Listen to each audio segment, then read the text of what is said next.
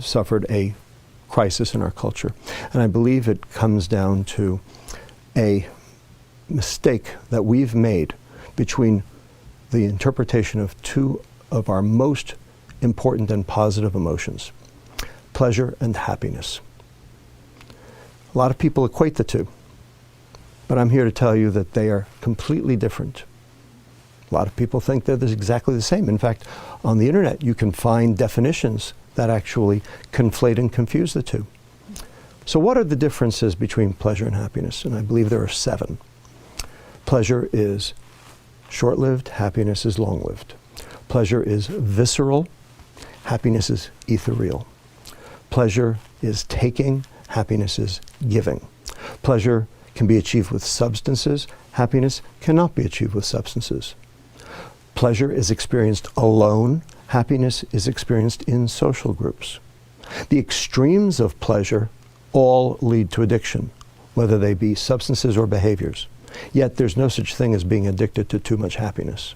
And finally, number 7, most important, pleasure is dopamine and happiness is serotonin. Now, these are 2 biochemicals. These are 2 neurotransmitters. These are 2 chemicals that the brain makes and uses to communicate between one neuron, brain cell, and another. Now, why do we care? So what? Well, turns out dopamine excites the next neuron. And neurons, when they're excited too much, too frequently, tend to die. So the neuron has a defense mechanism against that. What it does is it reduces the number of receptors that are available to be stimulated in an attempt to try to mitigate the damage. When you say to be stimulated, you mean to be excited? To be excited, that's right.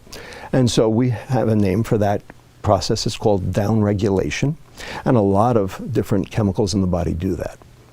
Now, you get a hit, you get a rush, the receptors go down.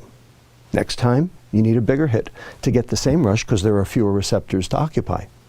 And you need a bigger hit, and a bigger hit, and a bigger hit, until finally taking a huge hit to get nothing. That's called tolerance. And then when the neurons start to die, that's called addiction. Serotonin, however, is inhibitory. It's not excitatory. It inhibits its receptor to provide contentment, to zen out, if you will. So you can't overdose the serotonin neuron. And what does it mean to inhibit a receptor? What it means is it binds, but it doesn't activate the process beyond the receptor. So what it does is it basically slows down those neurons instead of causing them to fire up. And so in doing so, you end up with the process of contentment, that feeling of one with the world, if you will, that thing we call happiness. Now, there's one thing that downregulates serotonin, dopamine. So the more pleasure you seek, the more unhappy you get. And Las Vegas, Madison Avenue, Wall Street, Silicon Valley, and Washington, D.C.